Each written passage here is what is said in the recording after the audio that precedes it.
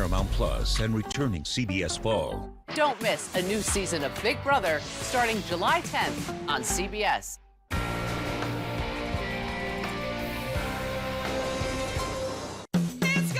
We are going to see a few scattered showers as we head towards our Tuesday, but temperatures are going up. We've got those details coming up next. Good evening, everyone. I'm Kevin Hodge. Tonight on your WZMQ 19 News, nurses and their supporters in Marquette rallied today looking to receive improved contracts. We'll see the turnout and hear more about what they're fighting for. Plus, State Representative Carl Bonak is looking for more mental health support in Michigan. We'll have the details on the legislation he's trying to push through. And we'll hear how the ongoing Israel-Iran conflict and its possible impact on gas prices as the two countries continue to trade blows. Your 19 News at 11 starts now. Live from the UP, this is News at 11.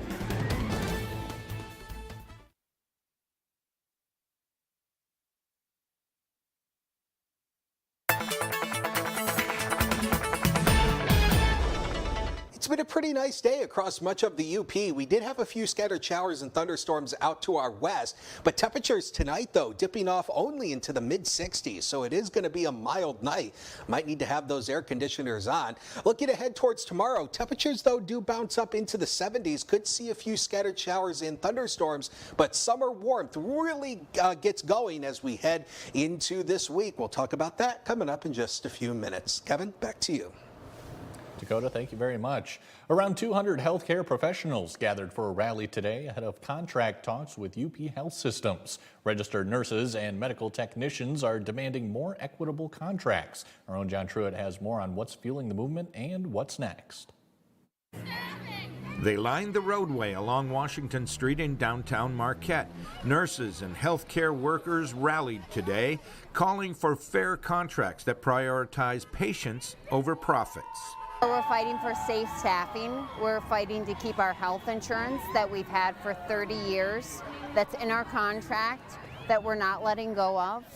And of course, fair wages. Comrie is one of nearly 600 registered nurses and technicians represented by two unions currently negotiating contracts with LifePoint Health, a Tennessee-based company owned by Apollo Global Management, a private equity firm.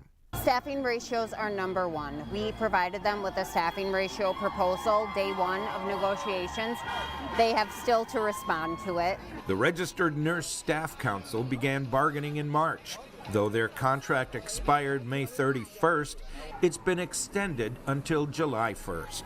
Technicians under the Marquette Ancillary Staff and Technologist Union, or MAST, are also at the table, with their contract set to expire September 8th. It's hard when you feel that you're just a number and you're not appreciated or taken for granted, per se. Like it's hard. According to the Michigan Nurses Association, healthcare workers are concerned about proposed changes to insurance plans and stalled discussions on staffing levels. Safe staffing is the main goal that we're going for this contract. In Marquette, John Truitt, WZMQ 19 News. Bargaining resumes tomorrow with all parties committed to a fair and equitable resolution. A new proposal at the state capitol could help expand mental health services to some of Michigan's most isolated communities. Our Michigan Capitol correspondent Sophia Murphy explains how the plan could cut down wait times and bring more counselors to the Upper Peninsula. Michigan lawmakers are looking to address a mental health care gap that's left many rural Michiganders waiting weeks for help. State Representative Carl Bonak has introduced legislation to open doors for licensed professional counselors. This mental health compact allows licensed professional counselors, mental health counselors, to practice across state lines as long as the member state is in the compact. The legislation would add Michigan to the Counseling Compact, a multi-state agreement that lets qualified counselors cross state lines to practice. 34 states have already joined, including Arizona and New Jersey. Bonak says the move would improve access and flexibility for both patients and providers. We have long wait times sometimes, and there aren't all that many licensed professional counselors in the Upper Peninsula. So if we can draw on other states That's a great idea, I think. The isolation of the peninsula and the current lack of mental health professionals would make this addition transformational for people in the UP. The compact allows residents to visit Wisconsin providers or make telehealth appointments with therapists in other compact states. It's a part of a greater effort to open up doors and expand healthcare access in Michigan. Which is really important. So we don't have to wait for weeks, and so that our residents don't have to drive hundreds of miles for a counseling session. The bills are waiting for approval in committee before they can see a vote in the full House. The process will then need to be repeated in the Senate to take effect. From Michigan's capital, Sophia Murphy, WZMQ 19 News. One of the largest days of protesting recorded in U.S. history took place Saturday for No King's Day against President Trump on his 79th birthday. These protests included thousands of Yoopers in several UP cities. In Marquette, around 4,000 protesters lined a half-mile of sidewalk along US 41. The protest was organized by a UP chapter of the Indivisible movement called Lake Superior Region Indivisible. Since its formation in February, the movement has grown across the Upper Peninsula, proven in this weekend's numbers. It's just so gratifying and shows our strengths that the people do have the power. This is what democracy looks like. We're so proud of Marquette, all of these people showing up. Other corners of the UP, from Ironwood to St. Ignace, held their own No Kings protests, along with more across the country. After a shocking shooting over the weekend, authorities have arrested the man accused of assassinating a Minnesota state lawmaker and shooting another. Authorities say the suspect had a list of other potential targets, which included other politicians. Our Washington, D.C. correspondent Rachel Knapp reports even after this incident, congressional members are still getting death threats. In this country, we settle our political differences between each other through debate and words and elections. New York Representative Nick Langworthy describes the recent assassination of a Minnesota state lawmaker and the shooting of another as chilling. It's inexcusable by any metric, and it's something that we all have to be on high alert. I mean, as we speak right now, I have sheriff's deputies in front of my house. I have a fresh death threat today. The representative says it's not the first time threats have been made against him in his district offices. It's something you have to take very seriously. But each of my offices has been threatened today. You would think that an event like what happened in Minnesota would make people really give a sober second thought before they open their mouth in that kind of fashion. In the Minnesota shooting, officials say the suspect had a notebook mentioning about 70 potential targets, which included civic and business leaders and politicians. It's no exaggeration to say this is the stuff of nightmares. According to the U.S. Capitol Police, they investigated nearly 9,500 threats against members of Congress last year. The year before it was 8,000. Langworthy says there's a disturbing rise in political violence. In 2017, House Minority Leader Steve Scalise was shot during the congressional baseball practice. The president himself was the target of 2 assassination attempts, and most recently, an arson attempt at the Pennsylvania governor's home. Here at the Capitol, security is tight, but when members return to their home districts, the congressman says they work with local law enforcement if there's any threat. Langworthy says the violent rhetoric needs to cool down. Just because I disagree with someone politically doesn't mean that we should be wishing harm on those people. In Washington, Rachel Knapp, WZMQ 19 News. Tensions between Israel and Iran continue to boil after 4 days of escalation between the two Middle East nations. The impact of the conflict could stretch beyond the region and into the wallets of Americans. Our other D.C. correspondent, Brendan Scanlon, breaks down whether the turmoil could impact prices at the pump. Another wave of missile attacks launched by Iran early Monday, killing at least 8 people in Israel. It's the latest violent attack just 4 days after Israel targeted top Iranian military leaders, nuclear scientists, and nuclear facilities. Now Israel is urging thousands of people in Iran's capital of Tehran to evacuate, signaling more strikes are on the way, like this one, interrupting a live broadcast of Iran's state news channel. So far, more than 220 people have been killed in Iran and 24 in Israel, with more than 500 injured. Since Friday, Iran has fired over 370 missiles and hundreds of drones, raising fears of a full-scale war. I'd say Iran is not winning this war, and they should talk, and they should talk immediately before it's too late. The fighting drove up oil prices over the weekend, but in a surprising turn. In developments here today, they've backed off of that completely, and actually oil prices are now down slightly, close to 2%. Head of petroleum analysis at Gas Buddy, Patrick DeHaan, says although the national average is likely to rise 5 to 15 cents per gallon over the next week or two, those increases may revert eventually to decreases ahead of July 4. Iran is in the weaker position here, and essentially with that weaker position, there's less likelihood that Iran is going to essentially shoot itself in the foot. The market is betting that Iran, with its limited options, will probably seek some sort of agreement or may even come back to the trading table when it comes to the U.S. and its nuclear trade talks. DeHaan says even with these impacts factored in, gas prices this summer are still expected to be at multi-year lows. Reporting in Washington, Brendan Scanlon, WZMQ 19 News. Dakota has your first warning weather forecast when we come back. Plus, we'll hear from an expert on the best sunscreens to keep you safe this summer. And a new study shows more and more millennials are falling into credit card debt. We'll tell you the latest numbers. We're back in 2 minutes. 19 News is brought to you by Kirkish Furniture.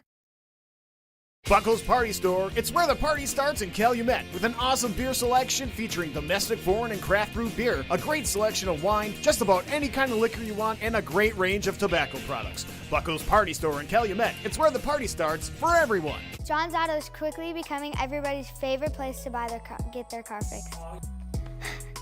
John's Auto is quickly becoming everybody's favorite place to fix their car. Was that right? For a better service experience, come to John's Auto Market. Why do I keep forgetting that word? Experience. Okay, go. 3, 2. For a better service experience, come to John's Auto Market. And don't forget, we're our... Attention anglers, know what day is best to cast a line by tuning into the fishing forecast on WZMQ 19 News. Brought to you by Blades Bait and Tackle. A great day of fishing starts here. The UP loves to be outdoors, running, fishing, hiking, biking. If it's happening outside, you want to be a part of it. And this little baby is what you need to be ready. It's local and 100% free, 24/7. WZMQ 19's news app can show you the best times to be out, what to wear, how to stay safe, whether to bring along the kids. It's your problem-solving power tool, the WZMQ 19 app, now playing on a phone near you. Direct. Don't you ever look up at the sky and roll your eyes. You hear me? Yes. Realistic. I will maybe have a tendency to spend too much and won't be able to pay your rent. He holds the line. I resent it, and I resent you for doing it. Mathis Court is in session. Weekdays on WZMQ CBS. Escanaba reporter Lily Simmons on WZMQ 19 News. Now, from the 19 News Forecast Center, this is WZMQ 19 First Warning Weather. Welcome back, everybody. Today's high 79. A pretty decent day here when you factor in that's well above average. We should be into the lower 70s this time of the year. Officially no rain reported at the Sawyer Airport, but we did see some showers and thunderstorms further to the west through the afternoon and evening. We do have that small craft advisory in effect that runs through 5 a.m. tomorrow until 11 a.m. on the western half out here across Eagle Harbor. That's where we could be seeing some of those waves, maybe upwards of 3 to 6 feet. So if you have those small crafts, definitely use caution if you're going to be out onto the waterways tomorrow. But the one thing that the rain has done is help to wash a lot of that wildfire smoke out of the air. But we are going to see a little bit more of it as we head into our Wednesday here. May see a little bit of hazy skies on Tuesday, but Wednesday, I think we start with a little bit more in terms of those hazy skies and maybe some dropping of air quality as well on Wednesday. Not as bad as what we had like last week, but still could be a little bit enough to cause some issues for those of you who are overly sensitive to airborne pollutants. So first warning weather futurecast kind of dries us out as we head towards Tuesday morning. Still can't rule out a rogue shower or rumble in the morning, but then the afternoon turns a little quieter. We could see a little bit of sunshine sneaking out by the end of the day, so not a lot of rain really expected through Tuesday. Wednesday, same deal. A couple isolated showers possible, and you see additional rainfall totals here, not ranging much here, about a quarter of an inch, maybe upwards of about a half inch across the western half here. So again, not talking about a lot of rain at once, which is the good news, but we will watch that, of course, if any rain does become heavy. So fishing for tomorrow, probably not the best. We do have a 1-star rating, but major times tomorrow, 4:38 till about 6:38 in the morning, then 4:50 to 6:50 in the afternoon. Again, the chance of rain, that's really 20%. That's mostly for the afternoon. The morning rounds will be about 30%, but still not looking bad there. Lows tonight dipping off into the mid to upper 70s, so a really muggy night. Probably have those air conditioners on because it will be kind of stuffy. 76 for tomorrow. We're down a little bit to 74 on Wednesday. Just a few showers. Again, notice the precip here, about 30% each day, so by no means will the days be a washout. Juneteenth could see a couple more scattered showers, maybe a rumble, but the day, again, not a washout. We bring in summer just a little before 11 o'clock on Friday night. 68, 74 as we head towards Saturday, Sunday, and Monday. Those temperatures bounce up to the lower 80s. That is some real summer warmth, and could see a few pop-up showers and storms with that heat and humidity. Dakota, thanks again. Looking to safely enjoy summer fun in the sun? Consumer Reports is out with new recommendations for the best sunscreens to protect you and your family. They partnered with a lab that specializes in testing sunscreen to determine which are most effective at blocking harmful rays. Topping the list of lotions, Coppertone Water Babies SPF 50. Consumer Reports Deputy Editor Brian Vines stopped by CBS Mornings to share the picks and tips for lathering up properly. You should be putting a teaspoon onto every part of you. A teaspoon on your face, a teaspoon on each body part, but about a shot glass worth for your body if you're in bikini time. For those who prefer sunscreen in spray form, here are some recommendations from Consumer Reports. Regardless of type, Vine says the best sunscreen is the one you use consistently all year long. More millennials are falling into debt. That's according to one of the nation's leading nonprofit credit counseling agencies. But the data also shows they are more likely to do something other generations typically aren't. Josh Sidorowitz has the story. 33-year-old Nick March turned to credit cards as a lifeline. At the time, we weren't really making a lot of money to make ends meet, get groceries, that type of thing.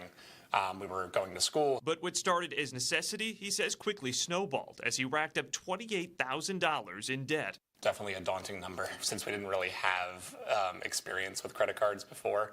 We just kind of let that get a little bit more out of control, doing a little bit of unnecessary spending. And then it got to a point where we couldn't really pay the interest on it. Faced with rising rent, ballooning interest rates, and stuck with student loans, millennials, the generation born between 1981 and 1995, are now the ones most asking for help to dig out of credit card debt. 43%, the largest group of all new clients coming in, are millennials. Serving clients nationwide, nonprofit credit counseling agency Money Management International said it's a significant trend away from what had been their typical clients in their 40s and 50s. I will say the positive thing about millennials is they are willing to take action. They actually turn out to be the most receptive to financial counseling, making them most likely to overcome their financial challenges. March says MMI worked with his creditors to negotiate lower interest rates into the single digits, setting him up on a plan to pay off his debt within 3 years. Having that sort of like end date of when all of this will be paid off is kind of like okay, now we can look at getting a house. Now we can, be free of all of this, and it will feel like a huge weight is lifted off our shoulders. School's out in many parts of the country, but a new study confirms that the summer months are already stressing out many parents with concerns their kids won't get what they need for their mental health. Bradley Blackburn has more on the results and what doctors recommend. Preschooler Abraham will be headed to kindergarten in September, but right now his mom Jessica Monroe Garcia is focused on serving up a memorable summer. I just want him to have fun. He's still a kid before we have to go back into school in the fall. For many parents, summer break sparks real fears, or what Dr. Ariana Howitt calls the summer scaries. That feeling that parents are getting right as kids are starting to get ready for the summer break and thinking, oh my gosh, what am I going to do with my kids? Howitt is Executive Clinical Director for the Kids Mental Health Foundation, which found in a new survey that top summer concerns include overdoing it on screen time, boredom or lack of structured activities, and disrupted routines or sleep schedules. But every family is different. We have the parents that are worried that my child's not doing enough and they're just sitting at home. And then we have the parents that are like, oh, maybe I schedule too many activities. I would be overwhelmed if I had a packed summer like that. It's so nice when they can just be outside and just be kind of relaxed about things. Doctors say when school is out, structure is still important. Routines and schedules can support mental health even when they're not strict. Helps us know what to expect. So have them wake up and go to bed at the same time every day. Have them eat their meals around the same time every day. And then schedule the connecting times, time with family, time with friends, schedule time for hobbies and things that brings them joy. Finding room for fun in the summer sun and a reminder to relax for both kids and their parents. Doctors also say parents don't necessarily need to set strict limits for screen time. What's more important is to remember the big picture and that kids have a healthy balance with time outdoors and with friends. Still to come on your 19 News, we have more details on how Marquette Mountain is improving their snowmaking technology this summer. We'll be right back after this. At Big Valley Ford in Ewan, we're more than just a dealership. We're your hometown partner in finding the perfect ride. With a huge selection of high-quality vehicles, there's something here for every lifestyle and every budget. Looking for value? We've got one of the largest selections of pre-owned Ford trucks in the UP, all in excellent condition and low miles, along with a huge selection of new Broncos and trucks all ready to roll. Experience the Big Valley difference at Big Valley Ford in Ewan. And Sensation Tyler on The Jennifer Hudson Show. And we've got a surprise for her. Plus, what's the wildest DM you've ever received? Shake it or share it. I don't know if I can say it on TV. Then a little Justin Bieber. The Jennifer Hudson Show, tomorrow at 5 on WZMQ TV CBS, followed by 19 News at 6.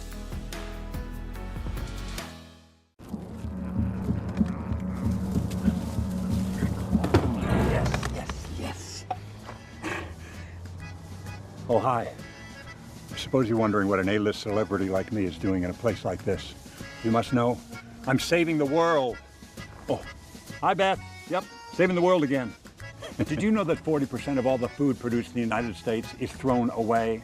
That means everything that went into that food, the pesticides, the water, the land, was all for nothing. Just look at this perfectly good food thrown in the trash. The pizza with extra Cheerios, these goldfish and Band-Aid tacos. And just look at this perfect trash burger. This pasta dog looks delicious. You don't have to dumpster dive like Ed Begley Jr. to save the planet. Fight food waste by shopping smart and using what you buy before it gets trashed. That's way better. Ooh, arugula. Do your part and find out other world-saving tips at betterthaned.org. You're watching WZMQ 19 News, live and local, with Kevin Hodge. Welcome back, everyone. Marquette Mountain is getting a major upgrade this summer. WZMQ reporter Samuel McKnight has the scoop on the mountain's new equipment. Marquette Mountain is expanding their snowmaking capabilities by adding new infrastructure and snow fans to 5 different runs. It adds 4 towers to Contour, 1 between Shoot and Shaker, a Lance up on Logan's, 25 manual hydrants and power pedestals, and then 3 TR8 towers we're changing out for TT9s. The upgrades and new equipment, totaling over $1.5 million, also includes over 8,000 feet of new piping and power cables to replace the aging existing infrastructure. It's a very aging infrastructure here. The pipe that's in the ground on those runs is over 30 years old. It was old mine slurry pipe, so it's starting to fail. Johnson says the new snow guns, cables, and piping will allow them to get chute, shaker, and contour open much earlier. What this really does is it puts snowmaking capabilities on 2 runs. We've never had it before. We've always had to bring in power and water from other runs and run it through the woods. So that always slows the process down right in this area here, which is a major part of the hill. So this should speed all of that up. Johnson also says the new equipment will help them adapt to changing weather patterns and keep the mountain open for more of the year. The climate is changing, the weather is changing, we don't get the early snowmaking windows we used to get. So all of this makes making snow more efficient. It also makes making snow safer for our staff. Johnson says they hope to have all construction completed by the time the mountain opens this winter. Samuel McKnight, WZMQ 19 News, Marquette. This Thursday is Juneteenth. Across the week, NMU's Center for Community and Connection is holding a week of Jubilee, sharing history and culture through a span of events. Today, a community picnic was held at Presque Isle to showcase these events. On Tuesday and Wednesday, Ordock Brewing Company will be hosting a drum and dance workshop, followed by the Juneteenth Festival on Thursday at Lakeview Arena and a film night at NMU on Friday. The week looks to honor both the legacy and ongoing journey of liberation and resilience throughout the community. I think it's really important for us to just come out and celebrate and just learn as we are out and be in the community with each other. I think it's just an excellent time just to be out. We don't always get this nice weather. We'll have more coverage of this week's events as they continue. When you break a plate or a bowl, usually you toss it out, but the Japanese art of kintsugi is about giving new life to broken objects. Michael George spoke with an artist helping spread that philosophy. So you mix powder and water first. Gen Saratani is teaching a traditional Japanese art passed down in his family for generations. It's called kintsugi. Simply, it's a method to repair broken ceramics using traditional Japanese lacquer art technique. When you break a plate or a pot, you don't throw it out. Instead, kintsugi is about sealing the cracks with lacquer dusted with gold powder. Make sure to not make any white spot. The gold doesn't hide the imperfections, it preserves them. Each crack becomes a part of the story of the object. You can kind of feel the history or to look up the broken lines, not try to hide. From his New York studio, Saratani is training a new generation. One of his students, Mako, started learning kintsugi to repair a tea bowl.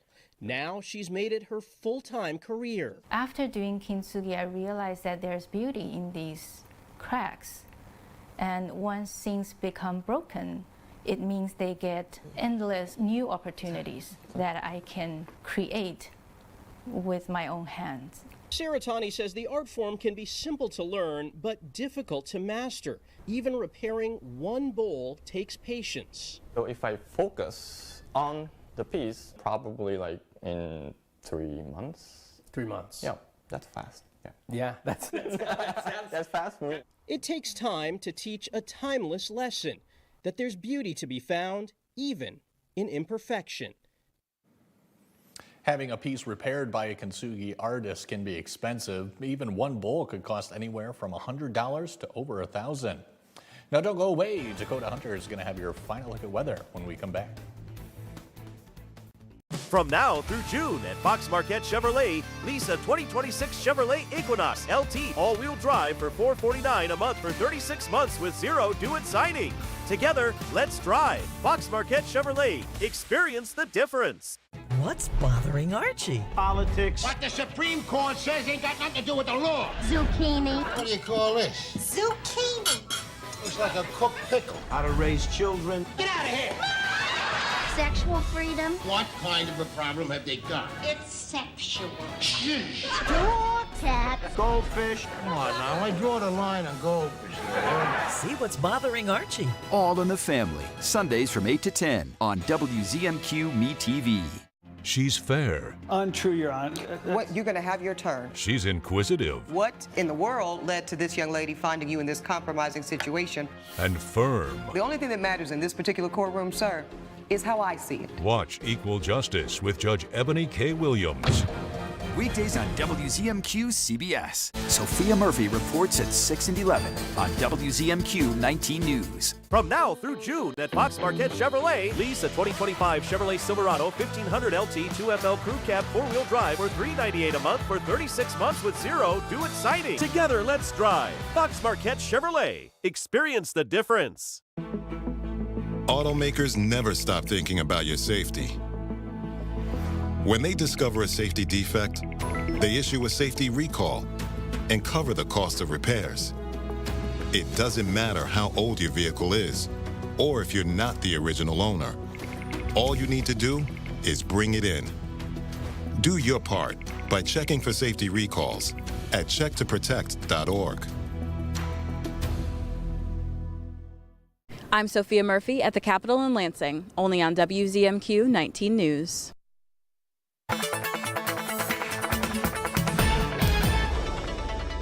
A pretty decent day shaping up tomorrow here. May have a couple of showers and a rumble in the morning, but then things start to clear out as we head towards the afternoon. Temperatures will be into the lower 70s across the northern half of the UP, but you get down here towards Iron Mountain, we could be getting close to that 80-degree mark. So really feeling like summer here, and it's going to feel like summer as we head towards the end of the week and into the weekend. We do see 160 on the board, and that is Friday. Maybe a few isolated showers, but then here comes that summer warmth as we head towards Sunday and Monday. That's going to be a little bit of a heat ridge that's going to build, but still could see a couple isolated showers and storms due to the humidity.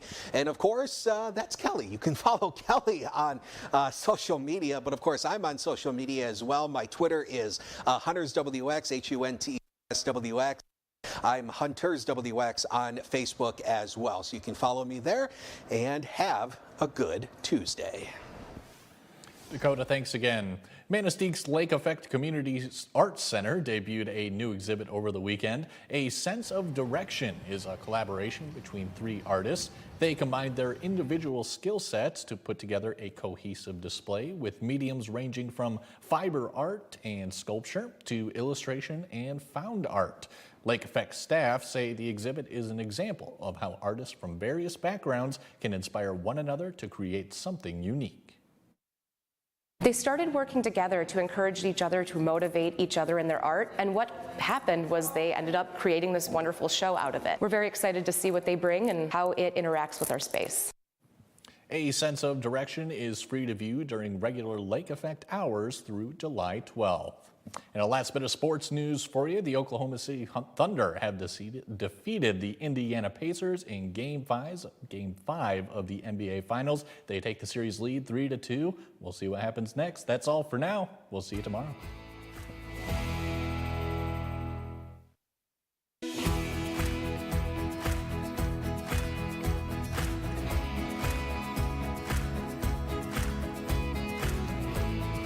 Shop our huge selection of Amish-crafted dining room sets at Kirkish Furniture in Houghton. Browse our large in-stock collection and customize with a special order with 1-year no-interest financing available, plus free delivery. Shop Kirkish Furniture today.